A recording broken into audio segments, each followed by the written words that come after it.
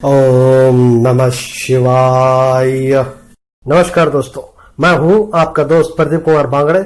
आपका इस कार्यक्रम में स्वागत है, जिस कार्यक्रम का नाम है आपके अनुरोध पर। दोस्तों, आपके अनुरोध पर आज मैं आपको बताऊंगा कि नाग पंचमी क्यों मनाई जाती है, पौराणिक कथा क्या है, इस बारे में बताऊंगा। दोस्तों ये भी बताऊंगा कि अगर आपको कोई सांप काट ले तो किस तरह से जहर उतारे, कौन सा मंत्र इस्तेमाल करें।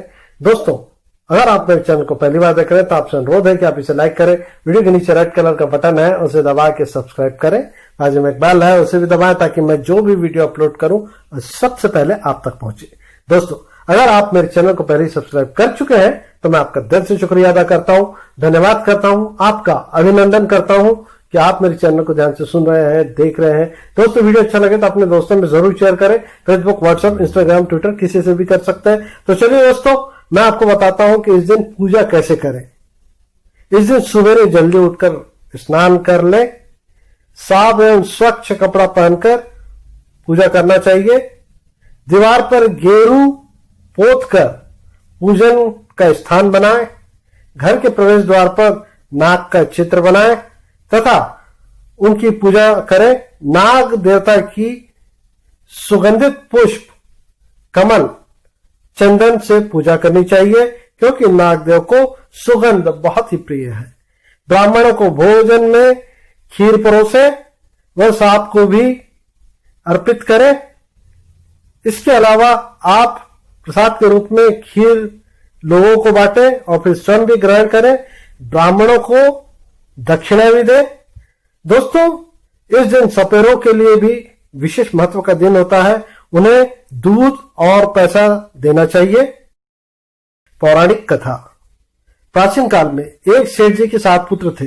सातों के विवाह हो चुके थे। सबसे छोटे पुत्र की पत्नी श्रेष्ठ चरित्र की, विदुषी और सुशील थी, परंतु उसका कोई भाई नहीं था। एक दिन बड़ी बहू ने घर लिपने को पीली मिट्टी लाने के लिए सभी बहुओं को साथ चलने को कहा, तो सभी डलिया और खुरपी लेकर मिट्टी खोदने लगी। तभी वहां एक सर्प निकल गया, जिसे बड़ी बहू खुरपी से मारने लगी। ये देखकर छोटी बहू ने उसे रोकते हुए कहा, इसे मत मारो, ये बेचारा निरपराध है। ये सुनकर बड़ी बहू ने उसे नहीं मारा। तब वो सर्प जाकर एक दूसरे कोने में बैठ गया। तब छोटी बहू ने उससे कहा, हम अभी लौटकर आते हैं, आपके लिए जल और भोजन का प्रबंध करते हैं। ये कहकर सब मिट्टी लेकर चले गए और छोटी बहू कामकाज में फंस गई और सर्प को दिया हुआ वचन भूल गई। उसे दूसरे दिन वो बात याद आई, सारी तैयारी करके वहां पर पहुंची। उस स्थान पर सर्प को बैठा देखकर बोली, सर्प भैया प्रणाम। सर्प ने कहा, तू भैया कह चुकी है, इसलिए तुझे छोड़ देता हूं, नहीं तो झूठ बात कहने के कारण मैं तुझे अभी डस लेता। वो बोली, भैया मुझसे भूल हो गई, उसकी क्षमा मांगती हूं। तब सर्प बोला, अच्छा, तू आज से मेरी बहन हुई और मैं तेरा भाई हुआ, तुझे जो मांगना है मांग ले। वो बोली, मेरा कोई भैया नहीं है, अच्छा हुआ जो आप मुझे मिल गए भैया के रूप में। कुछ दिन व्यतीत होने पर सर्प मनुष्य का रूप धारण करके उसके घर आया और बोला कि मेरी बहन को भेज दो। सबने कहा कि इसका तो कोई भाई नहीं था। वो बोला, मैं दूर के रिश्ते में इसका भाई हूं, बचपन से ही बाहर चला गया था। उसके विश्वास दिलाने पर घर के लोगों ने छोटी को उसके साथ भेज दिया। उसने मार्ग में बताया कि मैं वही सर्प हूं, इसलिए तू डरना नहीं और जहां चलने में कठिनाई हो वहां मेरी पूंछ पकड़ लेना। उसके कहे अनुसार ही किया और इस प्रकार उसके घर पहुंच गई। वहां का धन ऐश्वर्य को देखकर वो चकित हो गई। एक दिन सर्प की माता ने उससे कहा, मैं एक काम से बाहर जा रही हूं, तू अपने भाई को ठंडा दूध पिला देना। उसे ये बात ध्यान ना रही और उसने गर्म दूध पिला दिया, जिससे उसका मुंह बेहद जल गया। ये देखकर सर्प की माता बहुत क्रोधित हुई, परंतु सर्प के समझाने पर चुप हो गई। तब सर्प ने कहा, बहन को अब उसके घर भेज देना चाहिए। तब सर्प और उसके पिता ने उसे बहुत सारा सोना, चांदी, जवाहरात, वस्त्र, आभूषण आदि देकर उसके घर पहुंचा दिया। इतना सारा ढेर सारा धन देखकर, इतना सारा धन देखकर बड़ी बहू ने ईर्ष्या से कहा, भाई तो बड़ा धनवान है, तुझे तो उससे और भी धन लाना चाहिए था। सर्प ने वचन सुना तो सब वस्तुएं सोने की लाकर दे दी। ये देखकर बड़ी बहू ने कहा, इन्हें झाड़ने की झाड़ू भी तो सोने की होनी चाहिए। तब सर्प ने झाड़ू भी सोने की लाकर दे दी। सर्प ने छोटी बहू को हीरा मणियों का एक अद्भुत हार दिया था। उसकी प्रशंसा उस देश की रानी ने भी सुनी और वो राजा से बोली कि सेठ की छोटी बहू का हार यहां आना चाहिए। राजा ने मंत्री को हुक्म दिया कि उससे वो हार लेकर शीघ्र उपस्थित हो। मंत्री ने सेठ जी से जाकर कहा कि महारानी जी छोटी बहू का हार पहनेगी, वो उसे लेकर मुझे दे दो। सेठ जी ने डर के कारण छोटी बहू से हार मांगकर दे दिया। छोटी बहू को ये बात बहुत बुरी लगी। उसने अपने सर भाई को याद किया और आने पर प्रार्थना की, भैया रानी ने हार छीन लिया है, तुम कुछ ऐसा करो कि जब वो हार उसके गले में रहे तब तक के लिए सब बन जाए और जब वो मुझे लौटा दे तब हीरो और मणियों का हो जाए। सब ने ठीक वैसा ही किया। जैसे ही रानी ने हार पहना वैसे ही वो सर्प बन गया। ये देखकर रानी चीख पड़ी और रोने लगी। ये देखकर राजा ने सेठ के पास खबर भिजवाई कि छोटी बहू को तुरंत भेजो। सेठ जी डर गए। राजा न जाने क्या करेगा। वे स्वयं छोटी बहू को साथ लेकर उपस्थित हुए। राजा ने छोटी बहू से पूछा, तूने क्या जादू किया है, मैं तुझे दंड दूंगा। छोटी बहू बोली, राजन क्षमा कीजिए, ये हार ऐसा ही है, ये मेरे गले में हीरे और मणियों का रहता है और दूसरों के गले में सर्प बन जाता है। ये सुनकर राजा ने वो सर्प बना हार उसे देकर कहा, अभी इसे पहनकर दिखाओ। छोटी बहू ने जैसे ही उसे पहना वैसे ही हीरो मणियों का हो गया। ये देखकर राजा को उसकी बात का विश्वास हो गया और उसने प्रसन्न होकर उसे बहुत सारी मुद्राएं और पुरस्कार दी। छोटी बहू हार अपने ससुर और उपहारों के साथ लौट आई। उसके धन को देखकर बड़ी बहू ने ईर्ष्या के कारण उसके पति को सिखाया कि छोटी बहू के पास कहीं से धन आया है। ये सुनकर उसके पति ने अपनी पत्नी को बुलाकर कहा, ठीक ठाक से बता कि धन तुझे कौन देता है। तब वो सर्प को याद करने लगी। उसी समय सर्प ने प्रकट होकर कहा, यदि मेरी धर्म बहन के आचरण पर संदेह प्रकट करेगा तो मैं तुझे खा दूंगी। ये सुनकर छोटी बहू का पति बहुत प्रसन्न हुआ और उसने सर्प देवता का बड़ा सत्कार किया।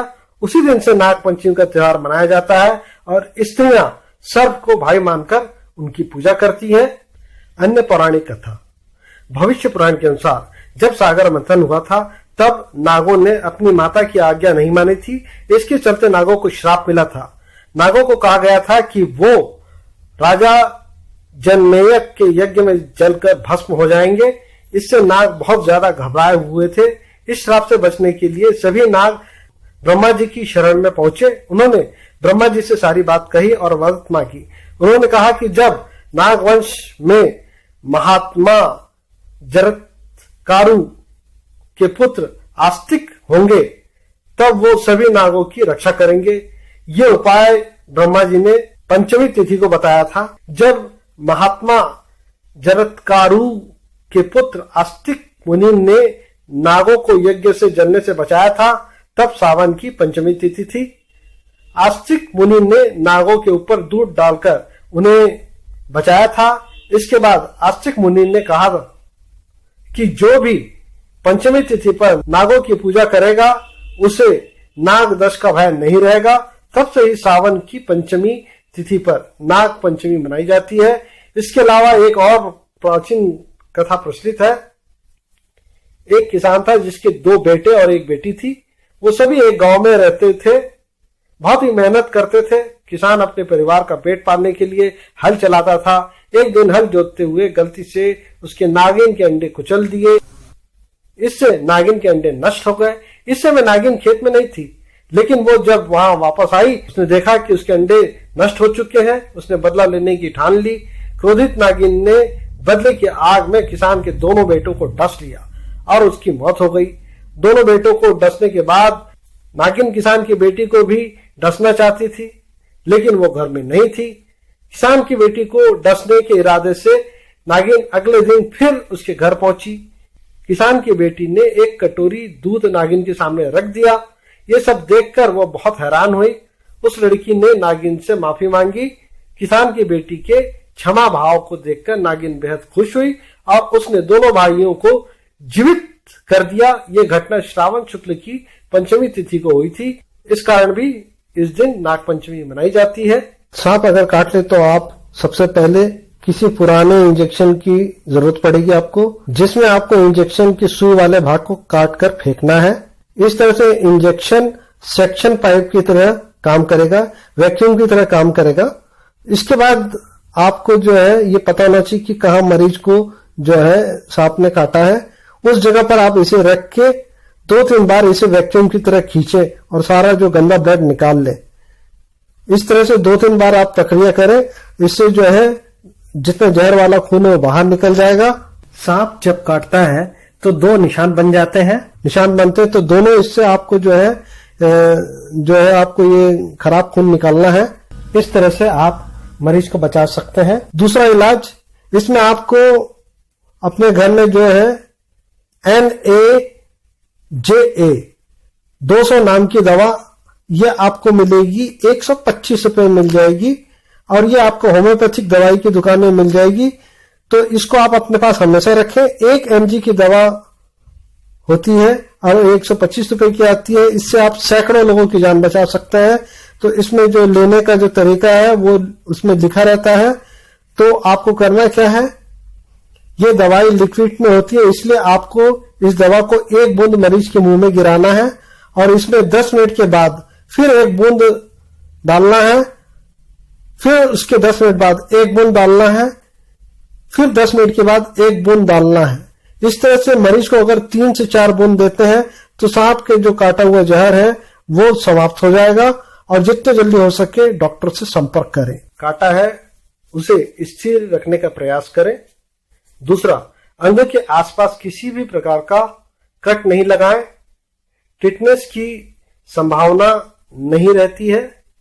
तीसरा, कपड़ा या धागा दंश वाली जगह से थोड़ी दूर पर बांधना है आपको। चौथा, घाव को स्वच्छ पानी से साफ कर लें। तुरंत किसी नजदीकी अस्पताल जाएं। पांचवा, सर्फ दर्श के बाद घबराए नहीं, साहस से काम ले। छठवा, तंत्र मंत्र नहीं, इलाज से बच सकते हैं तो आप सीधा डॉक्टर के पास जाएं। दोस्तों, जब आपको सांप काटे तो आप तुरंत डॉक्टर से संपर्क करें। डॉक्टर जो है आपके सारे सांप के जहर को निकाल देगा। तो उम्मीद करता हूं दोस्तों मैंने आपको जो जानकारी दी वो